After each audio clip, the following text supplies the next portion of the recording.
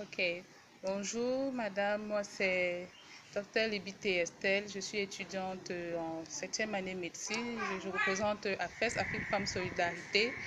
Je viens aujourd'hui à l'orphelinat Mère Teresa, la Vénérable, pour rencontrer les enfants et ainsi parler un peu de l'association et des bienfaits de l'association vis-à-vis des enfants et des orphelinats.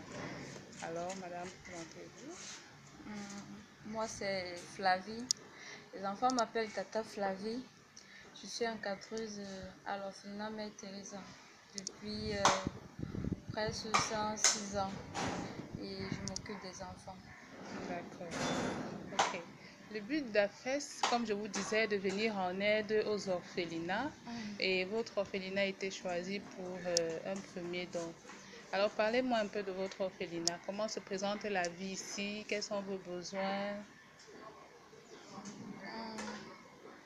Nos besoins ici sont, comment je peux dire, exactement les mêmes besoins dont on en a envie dans une maison conforme. Donc, il n'y a pas... Oh! Arrête ça, c'est pas pour toi. Ne bois pas ça. Viens donner à maman, viens. Donc, la différence c'est que... comment je peux dire? Bon, la différence est que ici, par contre, ce sont des enfants qui ont besoin de beaucoup d'aide. Oui. Oui, beaucoup d'aide. Ce qui fait que on essaye de leur donner cet amour-là comme si on était leurs propres parents. Donc, on essaye de leur donner cette affection qu'ils n'ont pas eu de leurs propres parents. Et les besoins, ils ont beaucoup de besoins. Beaucoup de besoins. Oui. Et alors, d'où proviennent les enfants qui sont ici à l'orphelinat Mère Teresa? Les enfants qui sont à l'orphelinat Mère Teresa proviennent du service social.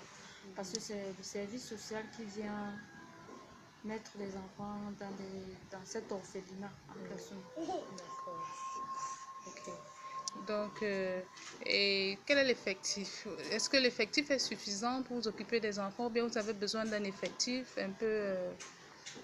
est-ce que vous êtes assez nombreux pour vous occuper des enfants ou alors les enfants ont besoin de plus d'assistance? Non, nous sommes 5 encadreuses pour 18 enfants.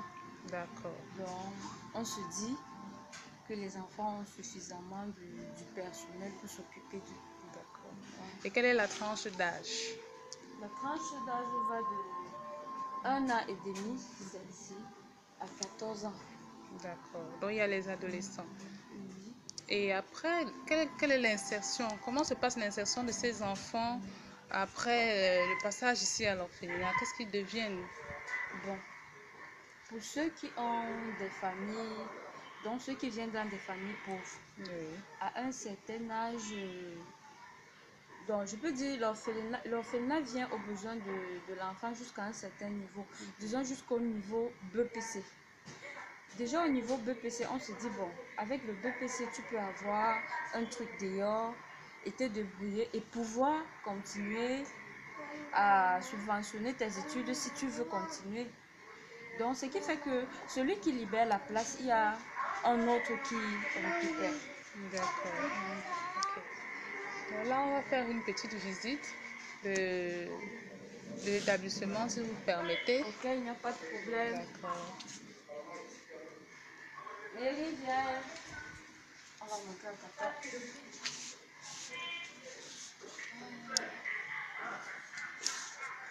Ici, c'est le salon où on passe la plupart du temps avec les enfants. Et là, c'est la cuisine. C'est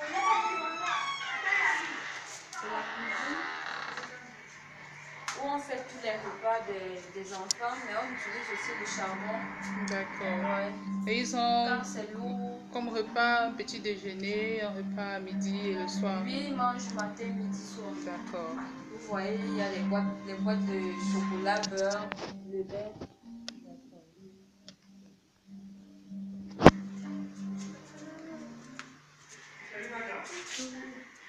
Et ici, ce sont les chambres à coucher.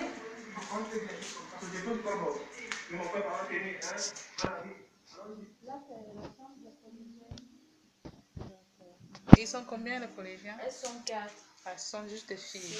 6e, 3e. D'accord. Donc, il y a une qui est en classe d'examen. Oui. Ici, c'est la chambre de 2 enfants et les encadreuses. D'accord.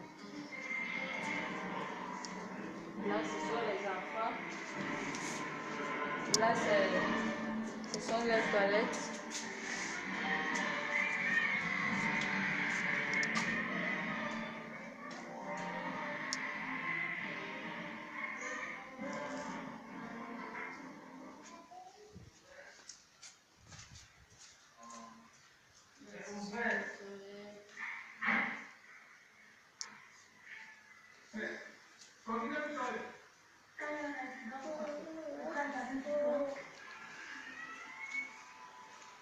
Bon, il y a l'autre appartement, là-bas c'est le bureau et où la responsable reste. D'accord. Ok. Et alors, la table, là c'est où ils apprennent. Là c'est où ils apprennent la cour, où ils jouent. Ah, à mon dernier passage ici, c'était ouvert là. Ouais, non, on n'avait pas encore mis ça. D'accord. Attends, tu vas marcher.